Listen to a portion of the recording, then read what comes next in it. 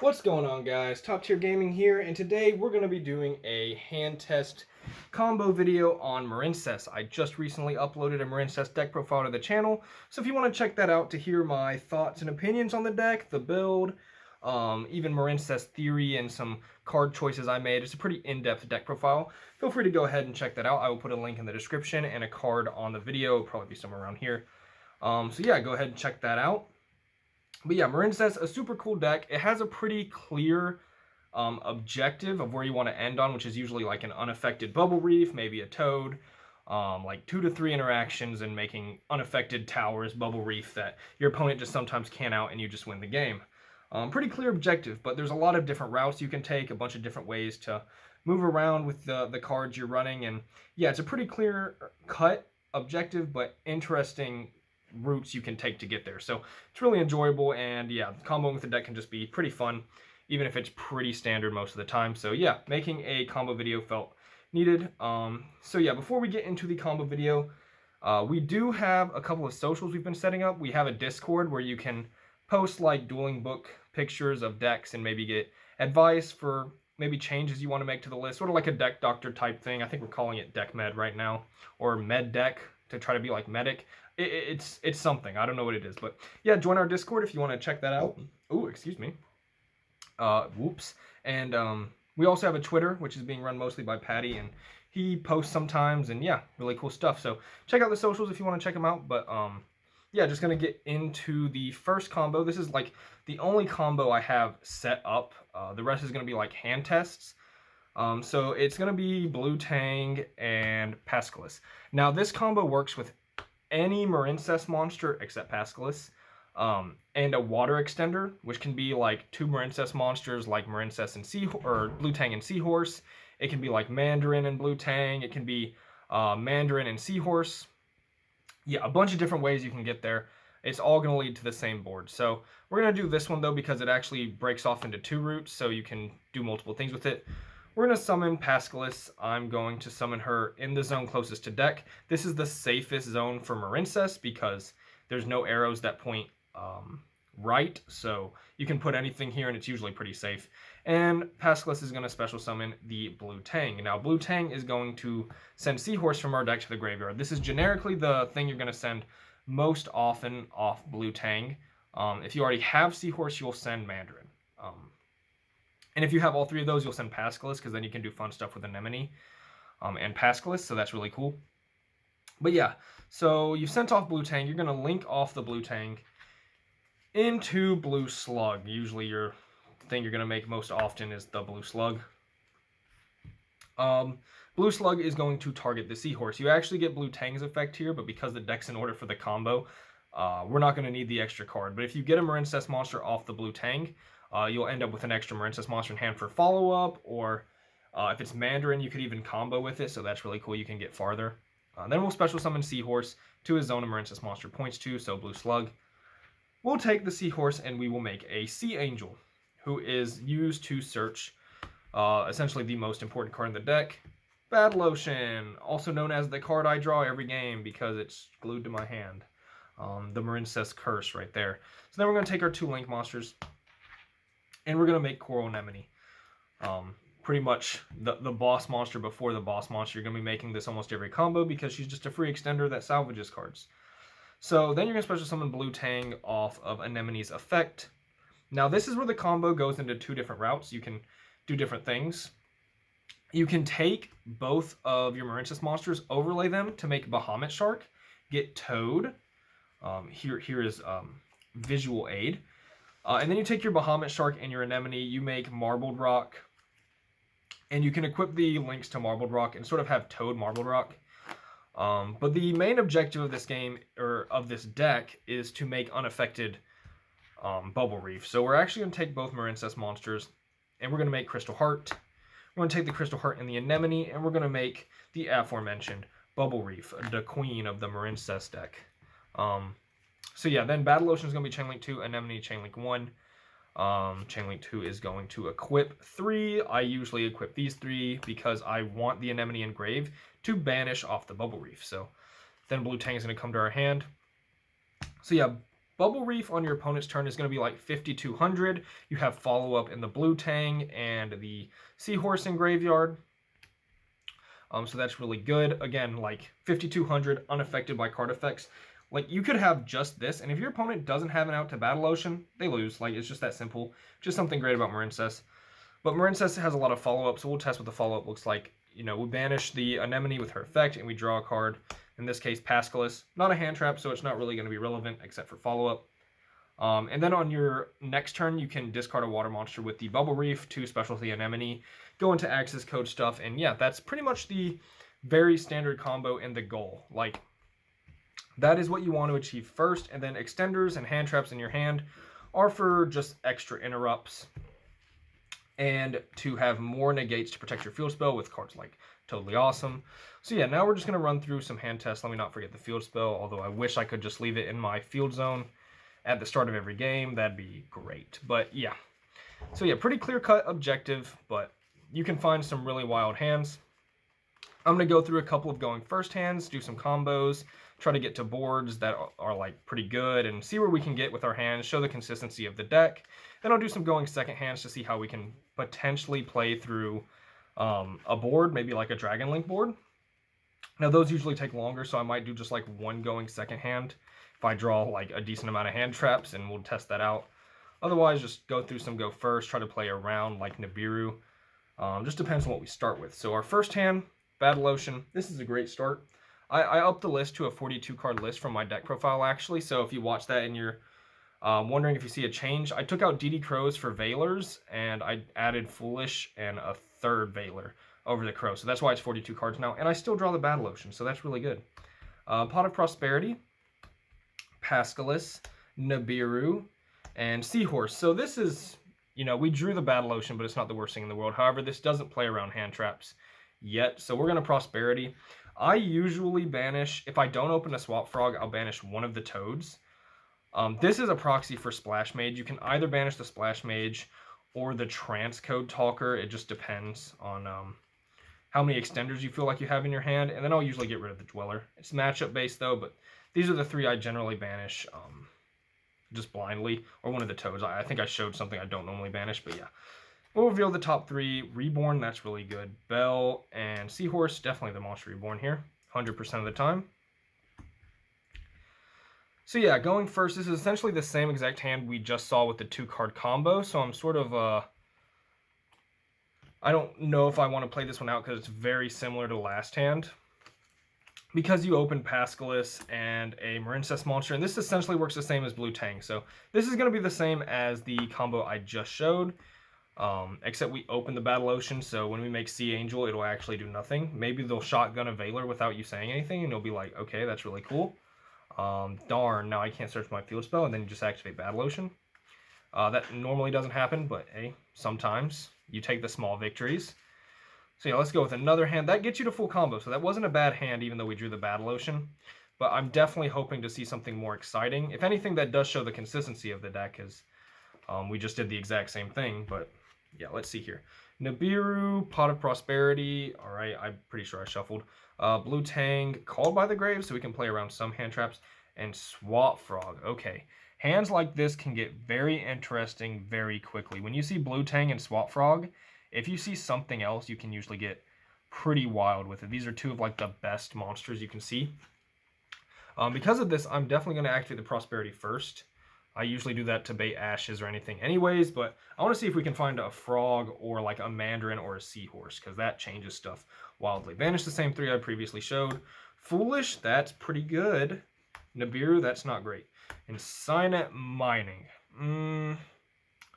I somehow feel like Foolish Burial is the best choice here. So I'm going to go with Foolish.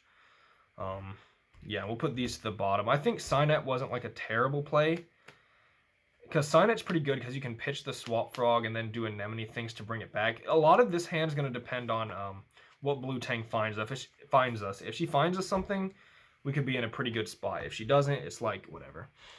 So we summon the Blue Tang, and we're going to send Seahorse. Very, very standard is to send Seahorse. And we'll go ahead and activate the Foolish Barrel for Mandarin, I'm pretty sure. Actually, that's not best. You don't activate the Foolish Barrel yet. we just send the Seahorse because I want to maximize the chance to see Mandarin off the Blue Tang effect. So give this a quick shuffle. Make sure there's no cheats for this Blue Tang effect because that changes this hand quite a lot. So we'll give that the shuffle and cut. And then we go link our Blue Tang here into Blue Slug. And I usually activate Blue Slug as Chain Link 1. It depends. If I know my opponent, or if I think Bell's an option or like Gamma, then yeah, I want to set Blue Slug as Chain Link 1.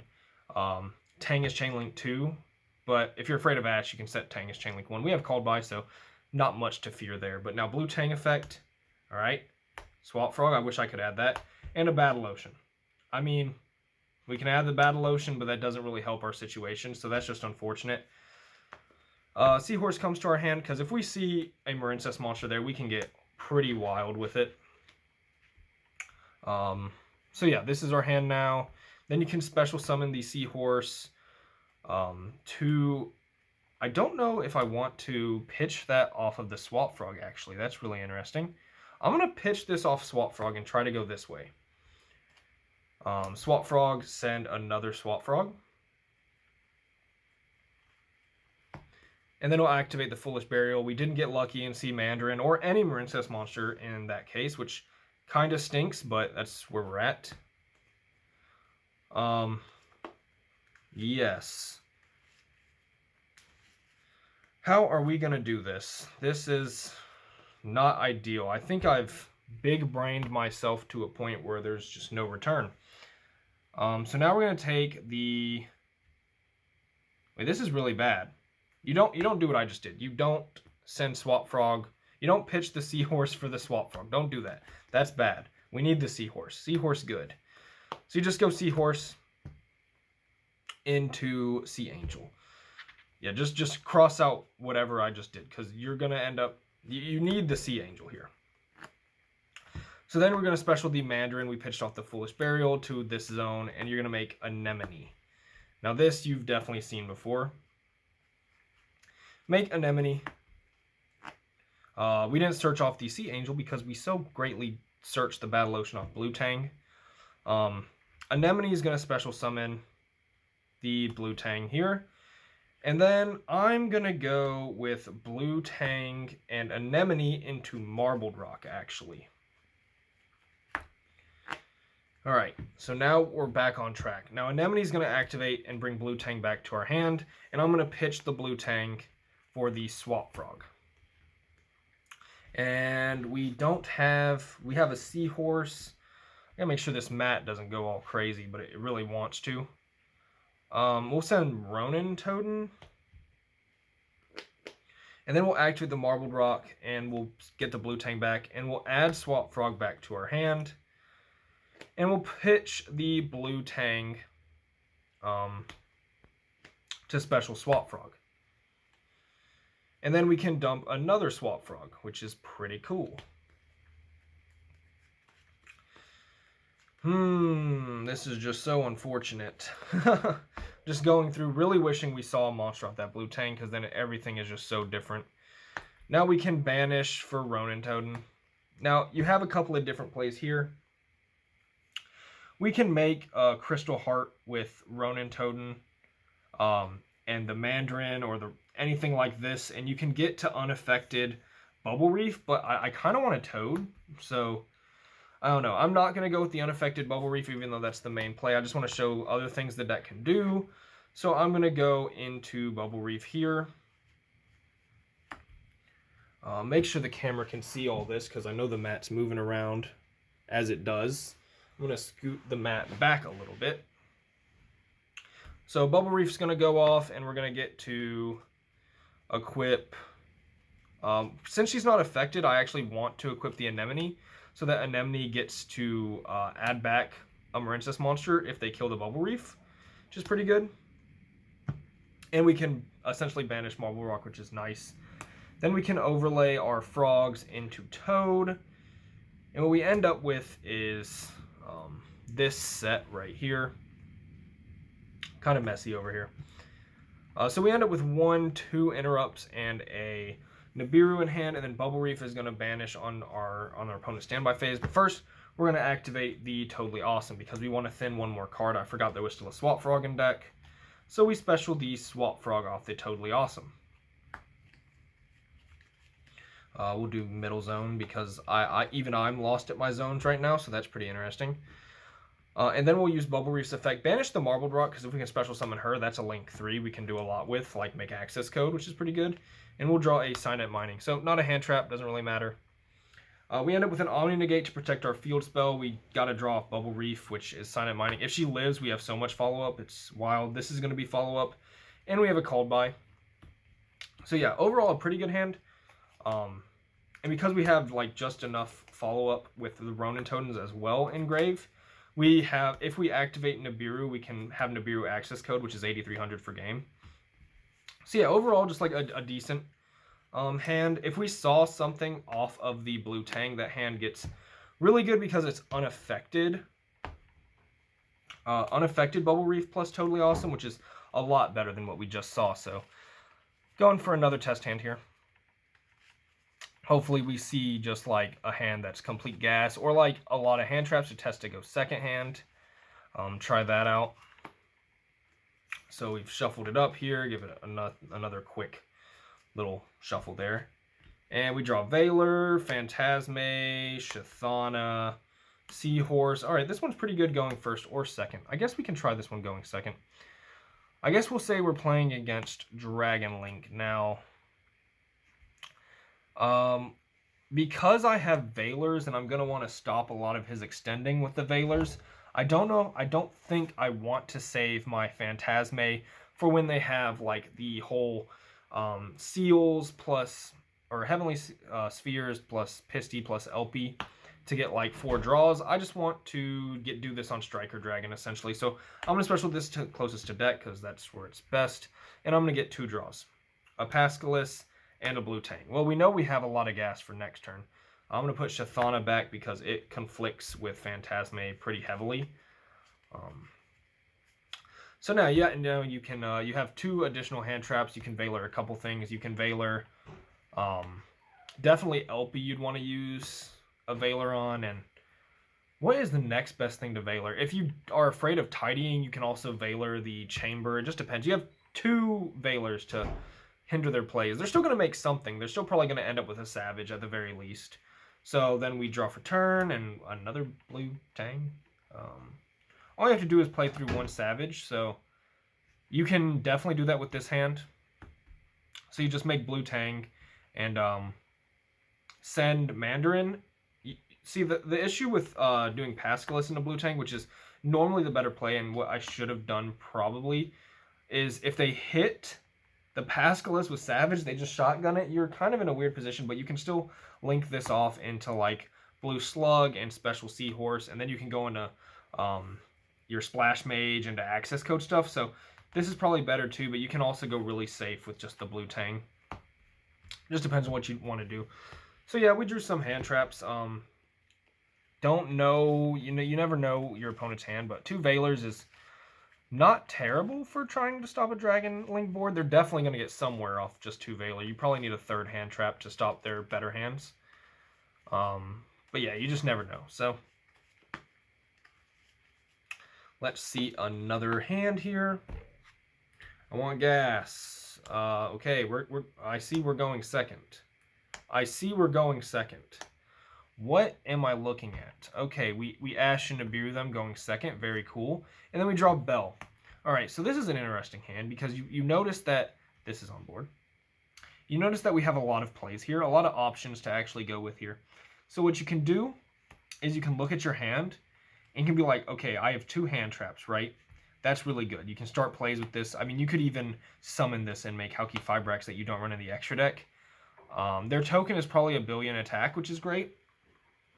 So I think the best play, looking at all our options, is switching this to defense, setting a Called By, and then hoping. I mean, if they have something cool in Grave, obviously you can Reborn, but definitely not a hand filled with starters. Oh, and Shathana. That's really good. So what we call that hand is we call that going second turbo, and we hope Nibiru plus Monster Reborn can get there, and that they really just extended all their resources into that. That wasn't a great hand.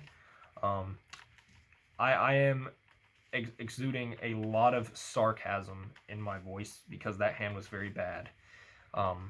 That's not something I'd want to see in a tournament. I'm going to put that back and hope that never rears its head again. That was a hand. So don't draw 5 hand traps, kids. It's not good. All right, but this hand right here, I can feel it. It's gas. Cosmic Cyclone, very good playmaker right there. Okay, Swap Frog. Yes, Swap Frog, Blue Tank. You like to see this in a lot of hands because this can be just like some of your most powerful plays is Swap Frog, Blue Tank. It just depends what else you draw. Pascalis. I like it. I like the start. And Foolish Burial. This is pretty good. I'm not going to lie. This is pretty good. I like this. Alright, so this hand is gas, actually. And you're going to have an interaction with Cosmic Cyclone. Or if you go second... Oh, put that back. We're not going second. But if you did, this can play around Schism. You can use it in standby phase to try to hit Pandemonium. Hit Dragon Maid Titan. Cosmic's a really good go second card, right? Alright, so we look at this hand. There's a couple things we can do. We can pitch the Pascalis with the Swap Frog. There's a lot of stuff we can do here that I actually have to take a look at this hand. So give you guys time to look at this hand while I think about what you would do, because you can very obviously go into very standard Pascalis, Blue Tang, hope to hit an effect off Blue Tang, pitch the Swap Frog later, but opening this gives you just a lot of options in general. You can do so much with it, so because you can actually pitch Pascalis for Swap Frog and save Pascalis to Anemone later, which also gives you some really interesting plays. And you can Foolish like Swap or Ronin. I'm not going to play around Nibiru with this hand. I just don't think it worth it. Gosh, there really is so much you can do. I'm gonna have to make some plays here so that you guys aren't just sitting here. I'm going to normal summon Pascalis in the rightmost zone, or the leftmost zone. Rightmost zone? This is the rightmost zone. Special Tang, and we're going to send Seahorse. Very standard. Next, we are going to link off the Blue Tang into Blue Slug. And Blue Slug is going to target Seahorse, and Tang is going to get us a card. So this is one of those times where we really hope that Tang hits. Any Marincess monster, I feel like Mandarin would be the best one because we already want her engraved, but any monster that has Marincess in its name and has an attribute that looks blue, which is all of them, is good here. So we're going to see one? See one? We see one. So this hand actually gets crazy. So we're going to add the Seahorse off of Blue Tang's effect, and we're going to add the Seahorse off of Blue Slug's effect. So now we have 2 Seahorse, which may seem pretty useless at first, but we have a Swap Frog in our hand, which means things are about to get wild. We're going to pitch one of the Blue Slugs for Swap Frog, and I'm going to send a Swap Frog from my deck to the graveyard. I always send Swap Frog first because I just plan to bring it back with Anemone most of the time. Maybe not this time, just because we have a Blue Slug and we can make Bahamut Shark plays, so yeah, this hand's going to be pretty good.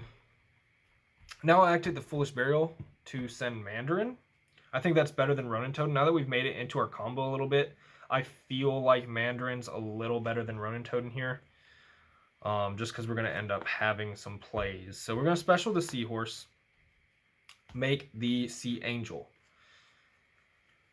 To search our field spell, that's pretty important. Oh, right on the bottom. I'm pretty good at shuffling, I guess. That was a joke. I'm not doing any stacking in this video. It was just nice that this was at the bottom already. So now we're going to activate our Mandarin and special summon it to Sea Angel Zone. And then we're going to link these 2 off for Coral Anemone, our best friend. Again, you're just going to make this a lot. We can go ahead and activate the Battle Ocean. No reason not to. Alright, so Anemone is going to bring back Swap Frog because that's really good because Swap Frog's just a great extender. It's going to dump Ronin Toad. Boom, or Ronin Toad. Now we can take the Swap Frog and the Anemone, I think. Actually, I'm a liar. You don't special Swap Frog off of Anemone. We put the Ronin Toad back. Swap Frog's still great. Reverse game state. We're going to special Blue Tang off of the Anemone. And we're going to go into Bahamut Shark. This is probably better. I think it's going to end up being better. I could be wrong. Don't want to mess up again. I don't know why I'm looking in my main deck for my extra deck stuff. Bahamut Shark make totally awesome. So there's Toad number 1. Now we're going to have to get there. So we're going to take Bahamut Shark and Anemone, and we're going to make the Marbled Rock. Anemone is going to activate and bring back Pascalis because it doesn't really matter. And then Marbled Rock is going to bring back Blue Tang. So now we can bring the Swap Frog back to our hand, and we can pitch the Pascalis to special the Swap Frog. And send the Ronin Totem finally, which is a pretty good card, I'd have to say. That's Engrave. Now, I don't remember. I think we already have one Swap Frog in here, which is very nice. We're going to banish the Swap Frog to special Ronin. We're going to take our Mandarin and our Ronin Totem, and we're going to make the Crystal Heart. Then we take our Crystal Heart and our Marbled Rock, our Marbled Rock, summon Bubble Reef, and then we're going to activate Battle Ocean. Things about to get messy. We're going to equip this. We're going to equip the Sea Angel and the Blue Slug. Things are just, there is a lot going on here. Our hand's going to be over here for now. This is going to be our field. Yeah, I think we do have some room down here, but this is going to be our hand. All right, cool. That's a board. So this is unaffected by card effects. It's going to be 5,200 on our opponent's turn. That's really powerful. Then we're going to bring the Swap Frog back, pitch the Blue Tang, special the Swap Frog, and we're going to send another Swap Frog. Then we're going to use Ronin Totem's effect, banish the Swap Frog to special Ronin Totem, giving her 600 attack, but that's not really going to matter. We're going to overlay the Swap Frog and the Ronin Totem to make our second Totally Awesome. So this is definitely one of the ceilings the deck has. I mean, if you have more hand traps, it gets crazier.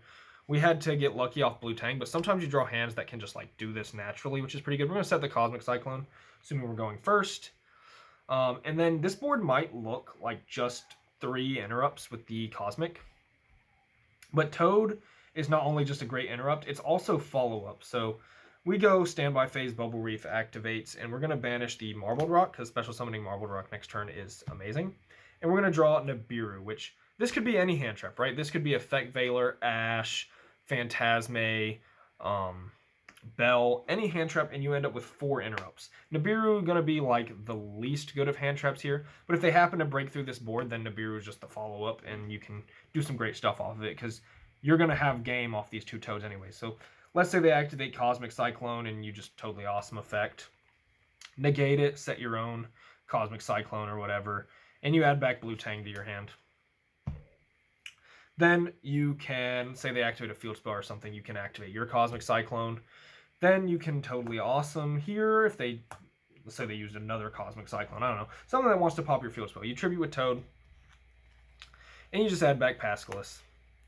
And then let's say they still had a way to break your board and they get rid of your Battle Reef or your Battle Ocean. You can Nibiru on their summons, which if they still make it to 5 summons, that's just how it is. You lose everything. This is very unlikely at this point. You probably already won off the Toads and Cosmic. Like, that's just a very high chance to just win. So this is theoretical. You Nibiru. It's probably all they have. Then you draw for turn. You just go Pascalis into Blue Tang. You go Splash Mage, Transcode. Here's Splash Mage Proxy, Transcode into Access Code here. Target Transcode is 53. Pop their Nibiru token, which is, let's say, 10 billion attack. Pop it. Use the cards that you got off the Totally Awesome. And then this is 8,300 for game. So, yeah, that was pretty bonkers. And that's going to conclude the hand test video. Hope you guys enjoyed seeing the consistency of the deck. There was that one bad hand, but we'll just say that the deck was very consistent at going second and drawing a billion hand traps. That's what I'll say. But yeah, the deck definitely has some powerful consistency, can definitely get to some really good boards. It does have issues with like fragility. It is a little fragile at certain parts, particularly the normal summon going second is the deck's main weakness. What I just threw? A seahorse, cool. But yeah, that's the deck. Hope you guys enjoyed. If you do want to check out the deck profile, it will be linked, as I said previously, to see thoughts on the deck and whatnot. But yeah, this was Top Tier Gaming. Make sure to check out our socials, subscribe, and I'll catch you guys next time. Later.